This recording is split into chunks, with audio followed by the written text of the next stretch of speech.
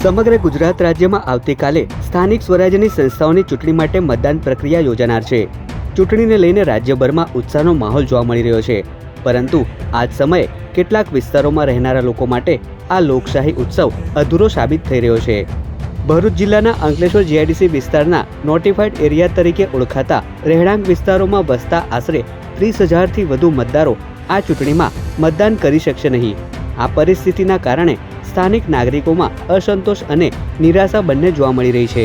Notified area એવા વિસ્તારોને કહેવામાં આવે છે જે સંપૂર્ણ રીતે નગરપાલિકા કે ગ્રામ પંચાયત હેઠળ આવતા નથી।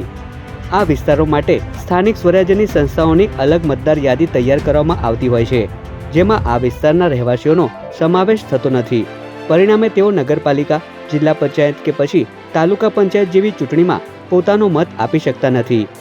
સ્થાનિકોનું કહેવું છે કે તેઓ વર્ષોથી અહીં વસવાટ કરે છે, ટેક્સ પણ ભરે છે અને તમામ નાગરિક ફરજો નિભાવે છે, છતાં પણ જ્યારે પોતાના વિસ્તારના વિકાસ માટે પ્રતિનિધિ પસંદ કરવાની વાત આવે છે ત્યારે તેઓને મતાધિકારથી વંચિત રાખવામાં આવે છે। આ પરિસ્થિતિને તેઓ લોકશાહી માટે અયોગ્ય ગણાવી રહ્યા છે।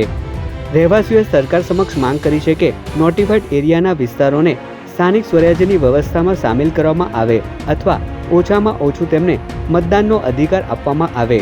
તેમનું માનવું છે કે યોગ્ય પ્રતિનિધિત્વ મળવાથી તેઓ પોતાના વિસ્તારના મૂળભૂત પ્રશ્નો જેમ કે રસ્તા, પાણી, સફાઈ અને અન્ય સુવિધાઓ માટે અવાજ ઉઠાવી શકશે।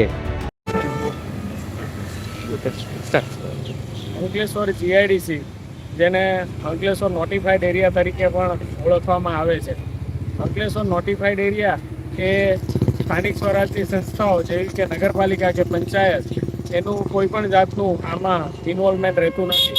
આ નોટિફાઈડ એરિયાનું જે સંચાલન હોય છે એ સરકારશ્રીના બંધારણ મુજબ ખુદ સરકાર દ્વારા, એટલે કે સરકારની સંસ્થા ગુજરાત ઔદ્યોગિક વિકાસ નિગમ લિમિટેડ જીઆઈડીસી દ્વારા આનું જે તમામ પ્રકારના વિકાસ કાર્ય હોય કે અહીંના નાગરિકોની જે સમસ્યા હોય છે એની સીધી દેખરેખ સરકારના નેજા હેઠળ જીઆઈડીસી દ્વારા કરવામાં આવે છે, જેના કારણે અહીં સ્થાનિક સ્વરાજની સંસ્થાઓ, નગરપાલિકા હોય કે પંચાયત હોય એની જે ચૂંટણીઓ થતી હોય છે એમાં અંકલેશ્વર જીઆઈડીસી વિસ્તારમાં રહેતા નાગરિકોનો મતાધિકાર હોતો નથી।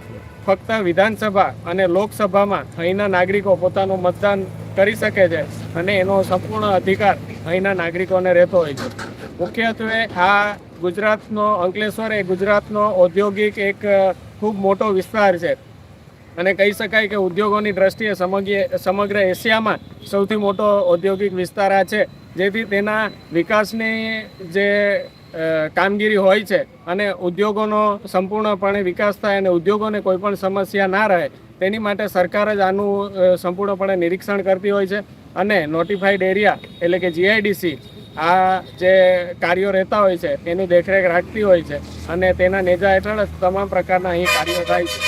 આ મુદ્દે ભરૂચના કલેક્ટર અને મુખ્ય ચૂંટણી અધિકારી ગૌરાંગ મકવાણાએ સ્પષ્ટતા કરતા જણાવ્યું હતું કે નોટિફાઈડ એરિયા સ્થાનિક મતદાર મંડળમાં આવતો નથી।